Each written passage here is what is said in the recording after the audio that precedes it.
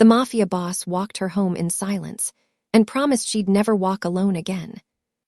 Before we get into the story, comment below where in the world you are watching from today, and if you like this story, don't forget to subscribe. The hum of the cafe was a low, predictable drone, a sound Alessandro Volkov tolerated because it provided a veneer of normalcy over the coiled silence of his thoughts.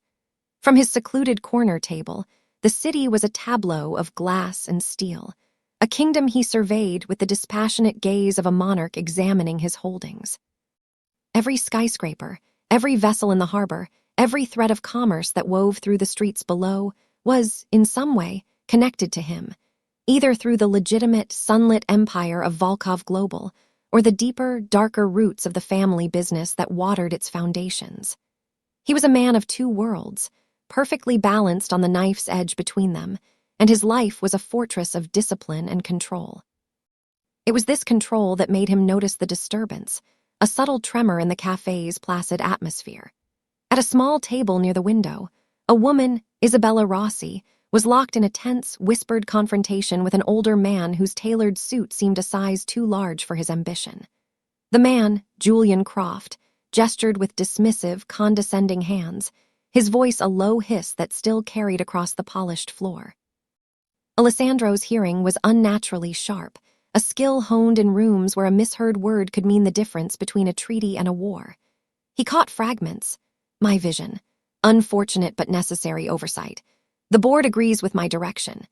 And he saw the way Isabella's hands were clenched in her lap, her knuckles white, her expression a mask of betrayed professionalism slowly crumbling into profound, personal hurt. Alessandro had seen Julian Croft before. He was a minor player in the city's architectural scene, a man who mistook bluster for substance. But the woman was new. He watched her, not with predatory interest, but with the keen eye of an art collector who had just discovered a masterpiece in a dusty corner. She had a quiet intensity, a meticulous energy that was evident even in her stillness. He could see the ghost of long, thankless hours in the faint shadows under her eyes, and the fierce intelligence in the way she refused to look away from Croft, even as his words were clearly gutting her.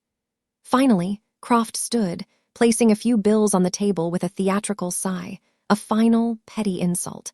"We'll talk Monday, Isabella. Try to have a more collaborative attitude."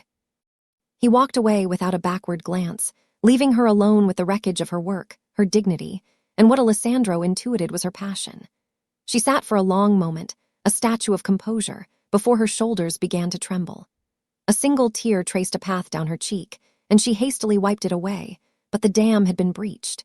She gathered her coat and bag with frantic, jerky movements and fled the cafe, her head held high in a desperate attempt to salvage the last shreds of her pride. The city, indifferent, was beginning to weep with her, a soft, gray rain misting against the vast windows. An unfamiliar impulse, sharp and decisive, cut through Alessandro's calculated calm. He signaled to his driver, a silent command to wait, and canceled his next meeting with a single terse text message. He left the cafe a moment later, stepping out into the cool, damp air. He saw her a block ahead, a solitary figure pulling her coat tight against a chill that was more than just the weather. And he began to follow. It was not a hunt, it was a vigil. He kept a deliberate, respectful distance, his long strides easily matching her hurried pace. He was a shadow in the deepening twilight, a ghost of protection she could not see. The cobblestone streets of the old district gleamed under the streetlights, the rain turning the world into a watercolor of blurred gold and slick, dark stone. He lit a cigarette, the ember a small, defiant point of warmth in the gloom, the smoke curling into the mist like a whispered secret. He watched her shoulders shake with suppressed sobs, and a cold, unfamiliar rage settled in his chest. It was the rage of a king seeing an injustice in his domain, the fury of a predator witnessing the weak being tormented by the cowardly. Julian Croft had not simply stolen an idea, he had tried to extinguish a light, and that was an offense Alessandro Volkov could not abide. They walked for what felt like miles, a silent, disconnected procession through the lonely heart of the city. Isabella seemed to be walking without a destination, propelled only by the need to put distance between herself and the humiliation in the cafe. Finally, in a small, deserted square dominated by a rain-slicked bronze statue, her strength gave out. She stopped, leaning against a cold iron railing, and the silent tears became a flood. The sound of her crying was small, almost lost in the hiss of the rain, but to Alessandro it was a siren's wail. It was the sound of something pure being broken. He knew this was the moment. He could either melt back into the shadows and have the man, Croft, dealt with in a way that would ensure he never hurt anyone again, or he could step into the light. He chose the light. He moved forward, his expensive leather shoes making no sound on the wet stones. She must have sensed his presence, a shift in the air, because she stiffened and spun around, her eyes wide with fear, glistening with tears. In the soft glow of a gas-style lamp, he was an imposing figure, tall, dark, and radiating an aura of absolute stillness that was more intimidating than any overt threat. He stopped a few feet from her, careful not to crowd her. He saw the flicker of panic in her eyes and made no move to close the distance. Instead, he reached into the inner pocket of his coat and produced a pristine, white linen handkerchief, monogrammed with a single, elegant V. He held it out to her, an offering. He said nothing. The silence stretched, filled only by the patter of the rain. Her fear slowly receded, replaced by a weary confusion. This man was not a mugger. He was something else entirely, something she could not comprehend. Hesitantly, she took the handkerchief. The fabric was cool and smooth against her trembling fingers. "Thank you," she whispered, her voice hoarse and broken. He simply inclined his head, his dark eyes holding hers, his expression unreadable but devoid of pity.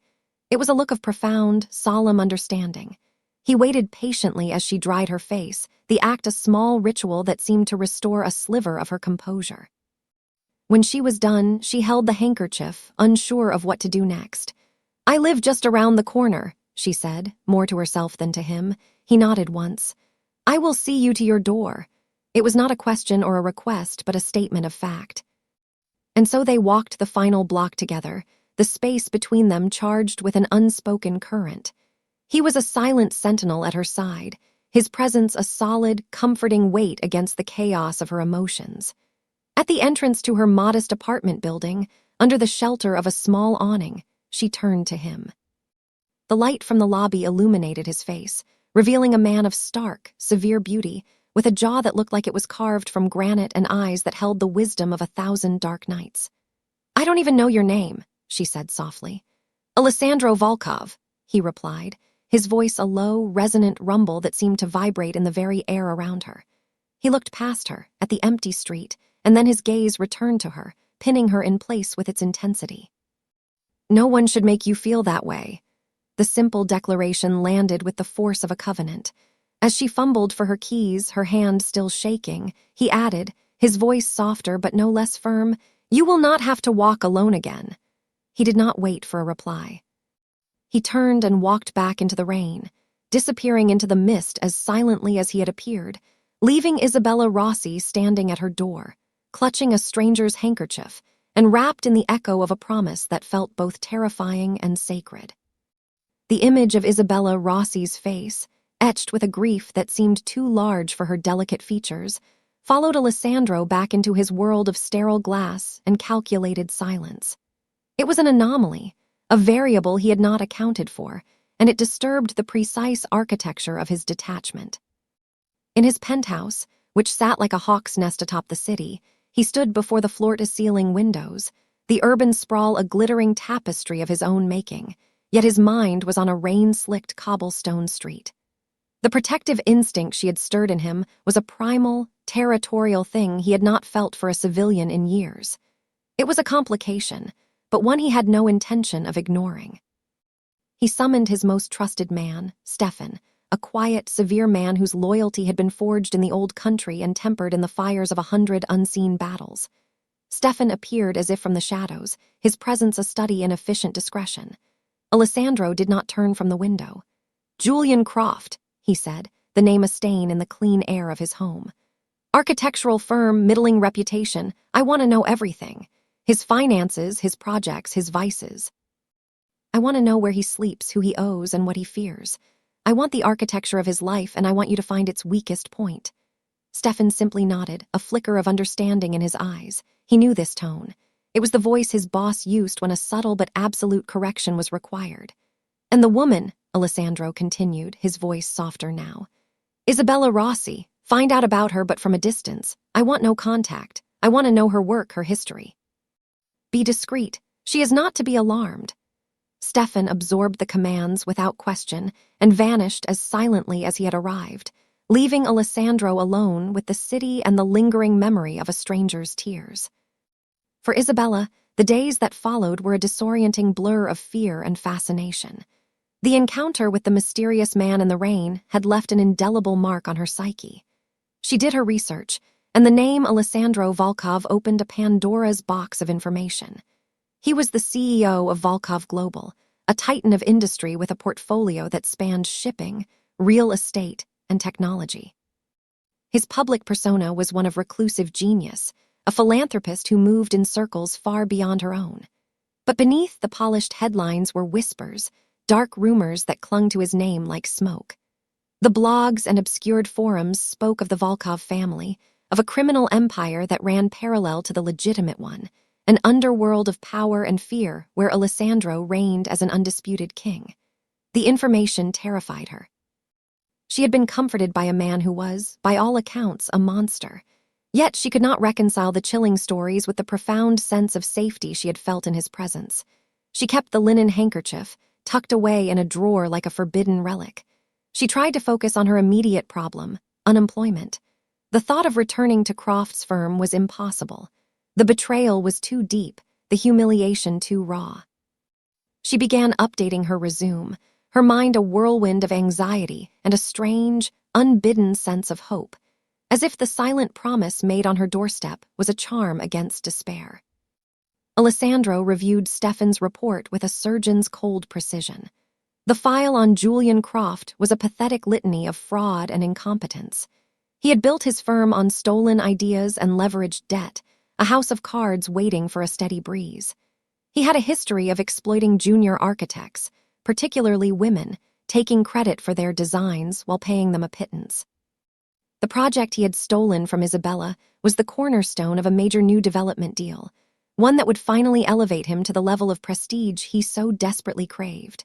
Worse, from Alessandro's perspective, Croft had been skimming from his investors, a sloppy, amateurish crime that showed a profound lack of respect for the rules of the game, whether legal or not. The path to Croft's ruin was clear, and it would not require a single drop of blood.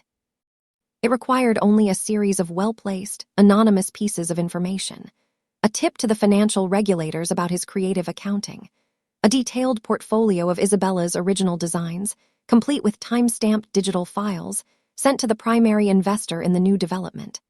A quiet word passed through back channels to the city's planning commission, suggesting they re-examine the structural integrity reports Croft had submitted. The collapse was silent, swift, and total. Within a week, Julian Croft was buried under an avalanche of lawsuits, audits, and a scandal that shattered his reputation. The development deal was dead, and the industry was buzzing with the story of a brilliant, unnamed designer whose work had been flagrantly stolen. Justice had been served, not with a bang, but with the quiet, devastating efficiency of a well-oiled machine. A week after her world had fallen apart, Isabella found a small measure of peace in a place she had always loved, a small, dusty bookstore that smelled of aging paper and leather. She was running her fingers over the spines of history books when a low voice spoke her name. "Isabella Rossi!" She turned, her heart lurching in her chest. It was him, Alessandro Volkov. He was no longer a specter in the rain, but a man of breathtaking power and polish, dressed in a dark, impeccably tailored suit that seemed to absorb the light around him. He looked as out of place in the cramped little bookstore as a wolf in a sheep pen. Yet he moved with an easy, confident grace.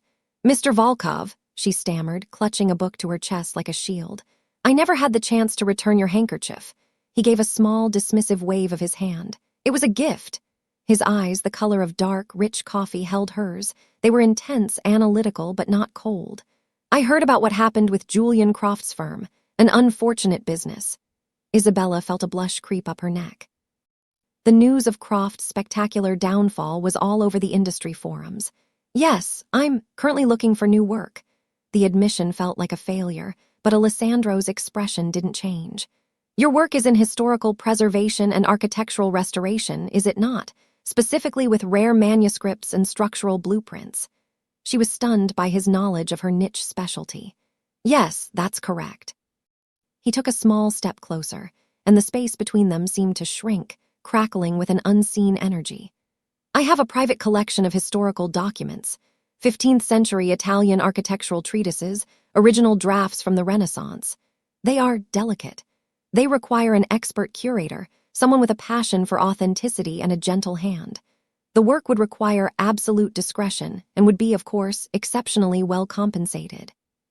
He presented the offer as a simple business proposition, but it felt like something more. It was a lifeline thrown to her from a world of unimaginable wealth and power.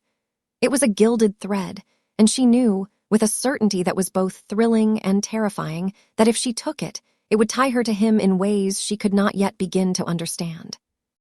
The proposition hung in the air between them, a perfect, gleaming lure. Isabella's mind raced, a frantic battle between logic and instinct. Logic screamed at her to run. This man was dangerous, the embodiment of the shadows her parents had warned her about. His name was whispered with fear in the city's dark corners. To accept his offer would be to willingly step into the lion's den. But her instinct, the deeper, more primal part of her that had recognized the protector in him that rainy night, told a different story.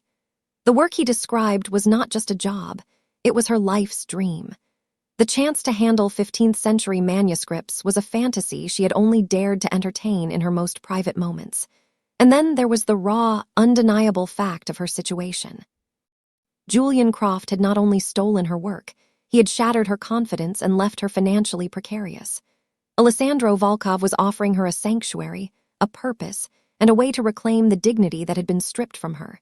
She looked into his eyes, searching for a hint of deception, but found only a profound, unwavering seriousness. "I would need to see the collection," she said, her voice steadier than she felt, a single condition that was her last stand for autonomy. A ghost of a smile touched his lips, so fleeting she might have imagined it. "Of course, my car is waiting." The ride to his penthouse was a silent, surreal journey through the city's arteries. The car was a fortress of black leather and tinted glass, insulating them from the noise and chaos of the outside world. Alessandro did not speak, and Isabella was grateful for the silence, using the time to shore up her courage. When the elevator opened directly into his home, she understood that the word penthouse was an inadequate descriptor. It was a kingdom in the sky. The space was vast, minimalist, and breathtakingly luxurious, with walls of glass that offered a panoramic view of the entire city, laid out below them like a map. It was the view of a man who did not just live in the city, but owned it. He led her past priceless works of modern art and furniture that looked more like sculpture, his steps silent on the polished marble floors. He stopped before a pair of immense, dark wood doors and pushed them open, revealing the heart of his home. It was a library, a 2-story sanctuary of knowledge and history. The scent of old paper and wood polish filled the air. Shelves stretching to the coffered ceiling were filled with thousands of leather-bound books. In the center of the room, on a series of climate-controlled pedestals, were the manuscripts. Isabella's breath caught in her throat. She approached one of the cases, her professional caution warring with a sense of pure, unadulterated awe. It was a collection of drawings by Francesco di Giorgio Martini, a Sienese master she had written her thesis on. They were priceless, mythical. To see them in person was like meeting a ghost. "They are magnificent," she whispered, her voice filled with a reverence that was completely genuine. Alessandro watched her, his expression unreadable, but he saw the way her entire being lit up, the way her fingers hovered over the glass, itching to touch the history within. "They are vulnerable," he replied. "They need a guardian." She accepted the job. The contract he presented was simple, the salary so generous it made her dizzy. But there was one clause, delivered verbally, that gave her pause. "For the security of the collection, the work must be done here, exclusively." He framed it as a necessity, a protocol to protect artifacts of immense value.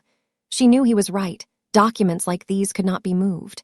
And yet the condition felt like the gentle closing of a lock. She was agreeing to spend her days, and likely many of her evenings, inside his fortress, a gilded cage with the most spectacular view in the world. A routine quickly established itself, a quiet orbit of 2 celestial bodies in a shared, silent space. Isabella would arrive each morning, let in by a discreet security detail, and lose herself in the delicate, painstaking work of preservation. The library became her world. Alessandro was often gone during the day, a phantom presence running his empires, but in the evenings he would return. He would not disturb her. He would simply enter the library, pour himself a drink, and settle into a large leather armchair in a far corner with a book or a stack of documents. His presence was immense, a silent weight that filled the room. At first, it was unnerving, a constant, low-grade tension that kept her on edge. But gradually, a strange intimacy began to grow in the shared silence. It was an intimacy built on proximity, on the soft rustle of ancient parchment, the quiet clink of ice in his glass, the shared appreciation for the stillness of the night high above the sleeping city. This fragile peace was shattered one evening by the arrival of Stefan. Alessandro's right-hand man entered the library without knocking, his face a mask of grim urgency. He stopped short upon seeing Isabella, his eyes flicking to his boss with a silent question. Alessandro looked up from his book, his face hardening, the comfortable quiet of the room evaporating in an instant. "Speak," he commanded, his voice low but carrying the unmistakable ring of absolute authority. Stefan hesitated, his gaze again darting towards Isabella. "It is a family matter, Mr. Volkov. It concerns the Antonelli crew." Alessandro's eyes narrowed. He rose from his chair, and the transformation was chilling. The sophisticated, quiet man who read classic literature was gone, replaced by something colder, harder, and infinitely more dangerous. He was no longer a CEO. He was the head of the Volkov family, a man who dealt in matters of life and death. He gestured for Stefan to follow him into an adjoining study, the soundproof doors closing behind them with a heavy, final thud. Isabella was left alone in the sudden, deafening silence, her heart hammering against her ribs. She could not hear their words, but she did not need to. She had seen the truth of him in that single, terrifying moment. She had seen the deference and fear in Stefan's eyes, a look reserved for a man who holds the power to erase his enemies. She looked around the beautiful library, at the priceless artifacts and the stunning view, and for the first time, she felt the cold steel of the bars on her cage. She was in the heart of a predator's den, and she had come here of her own free will. The thought was both paralyzing and, in a strange, dark way, utterly exhilarating. The quiet evenings resumed, but the atmosphere in the library had changed. The veil had been lifted, and the silent presence in the leather armchair was no longer just her enigmatic employer. Isabella now saw Alessandro for what he was, a man of profound and dangerous duality. Yet instead of pushing her away, this knowledge created a strange, magnetic pull. The tension between them was no longer just one of proximity. It was a humming, high-stakes current of awareness. They began to talk, their conversations starting as small islands of professional courtesy in a sea of silence. She would share a fascinating detail she had discovered in a manuscript, a forgotten architect's note or a subtle change in ink that told a story of its own. He, in turn, would listen with an unnerving focus, his questions sharp and insightful. Slowly, these conversations drifted into more personal waters. They spoke of history, of the ambitions of men long dead, and the silent weight of power. They discovered a shared language in the quiet corners of history, a respite from the loud, demanding present. He was drawn to her integrity, a quality as rare and precious as the manuscripts she so carefully mended. She spoke of her work with a pure, unblemished passion that he had never encountered in his world. A world where every action was a calculation and every relationship a transaction. She wanted nothing from him but the chance to do what she loved, and this guileless ambition was, to him, the most seductive quality of all. For Isabella, the conversations were a slow, careful excavation. Beneath the layers of immense wealth, intimidating control, and the chilling reputation, she was beginning to find the man. She saw glimpses of a profound loneliness in his eyes, the isolation of a man who could trust no one, who lived his life on a throne surrounded by a moat of his own making. The danger he represented did not fade, but it was joined by a powerful, empathetic curiosity. The monster had a soul, and she found herself wanting to understand it. The dangerous, undeniable current between them swelled with each passing night. One evening, after a particularly long day spent restoring a fragile, water-damaged page, Isabella fell asleep at her vast work table, her head pillowed on her arms amidst her tools and magnifying lamps. The city lights cast a soft, ethereal glow on her sleeping form. Alessandro entered the library late, having just concluded a brutal negotiation that had secured his family's dominance over the city's shipping lanes. He was still coiled with the cold energy of that meeting, his mind a razor of strategic thought. But the sight of her, so peaceful and vulnerable in the heart of his fortress, stopped him cold. The tension drained out of him, replaced by a wave of possessive tenderness so fierce it almost staggered him.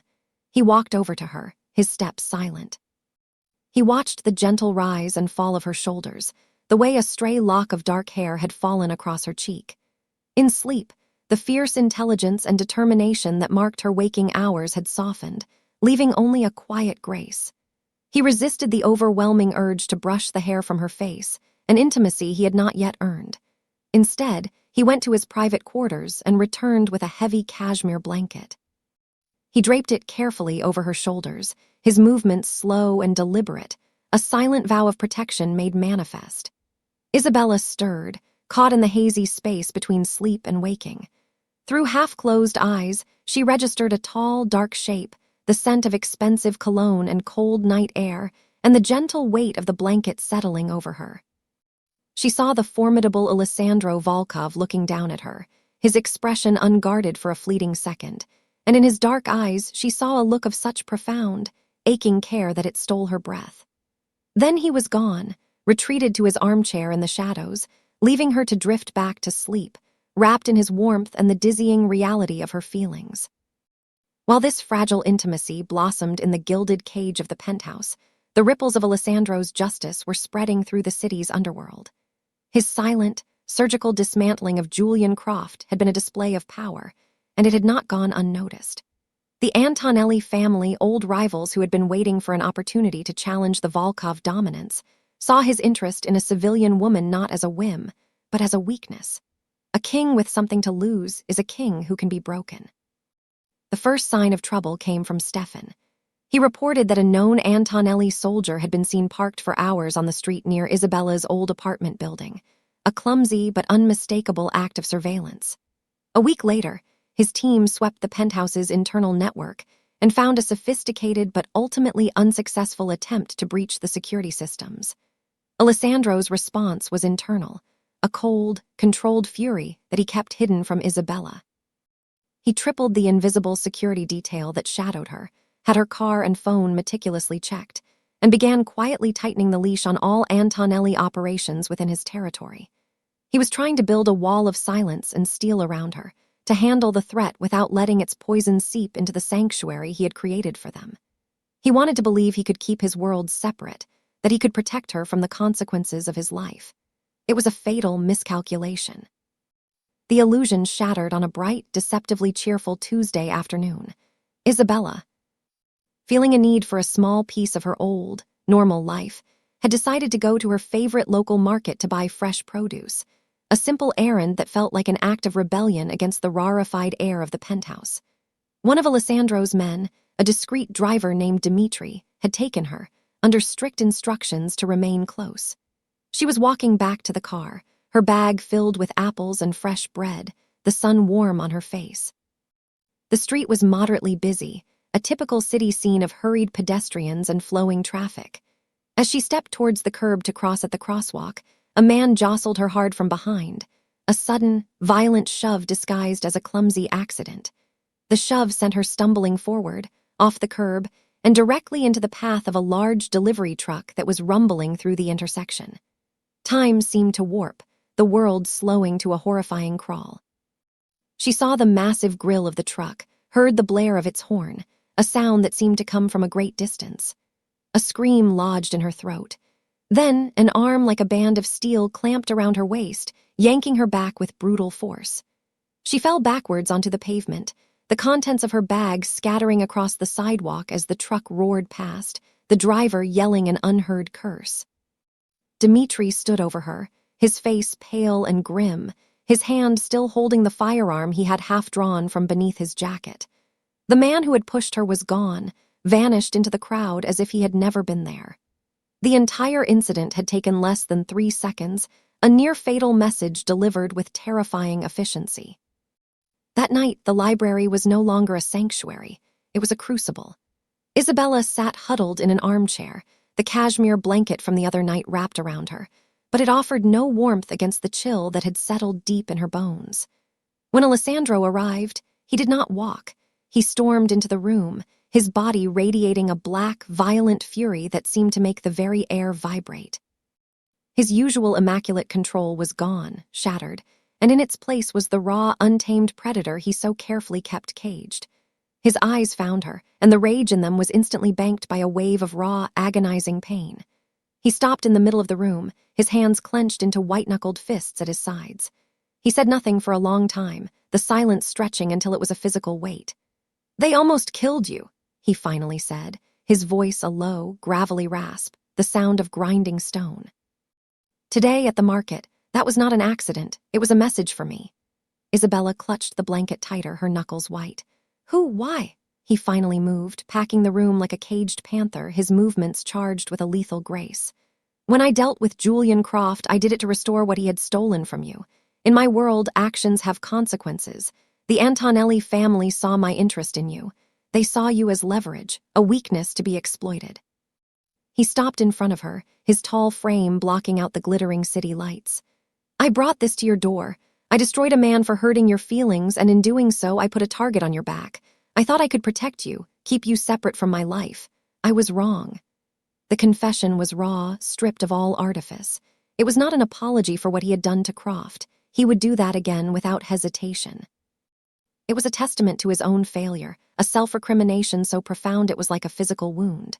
He knelt before her, a king kneeling before a commoner, his dark eyes locking with hers.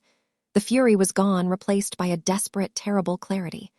"I can make you disappear," he said, his voice quiet but intense.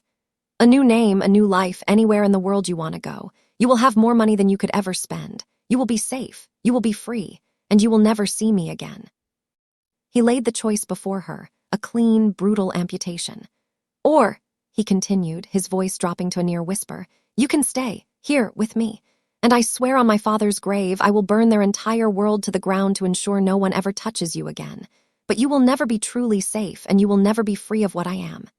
He held her gaze, offering her an escape or a vow, a new life or a shared damnation. The choice was hers. The weight of his words settled over Isabella, a terrifying, irreversible gravity. He was offering her an exit, a clean break from the darkness that had just tried to swallow her whole.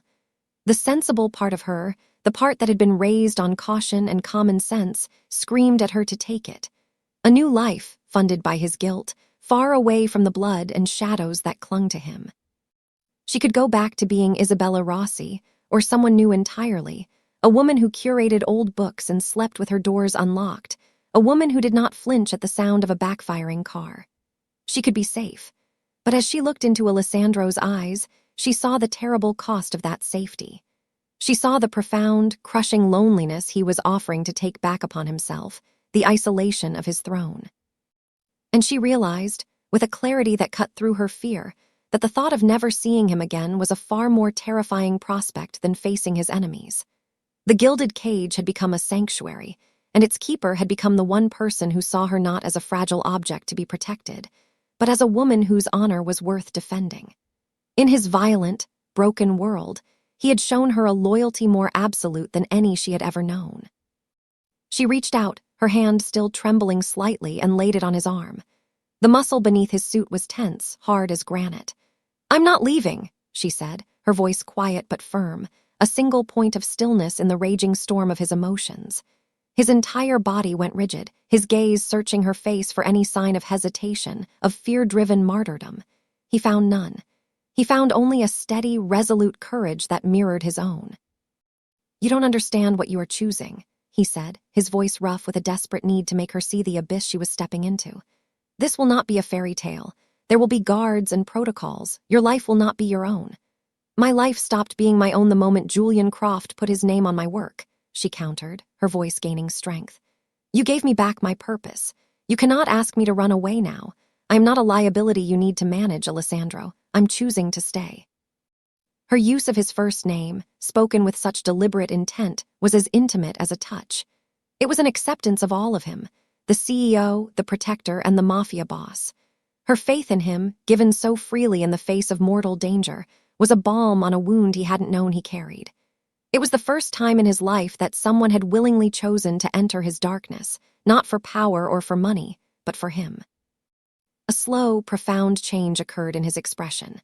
The torment receded, replaced by something ancient and elemental, the look of a king who has just been handed the one thing he could not conquer on his own, unwavering allegiance. He rose to his feet, pulling her up with him. He did not let her go. He held her arms, his grip firm but not painful, his eyes burning with a new, terrifying resolve. Her choice had not just been an answer, it had been an ignition.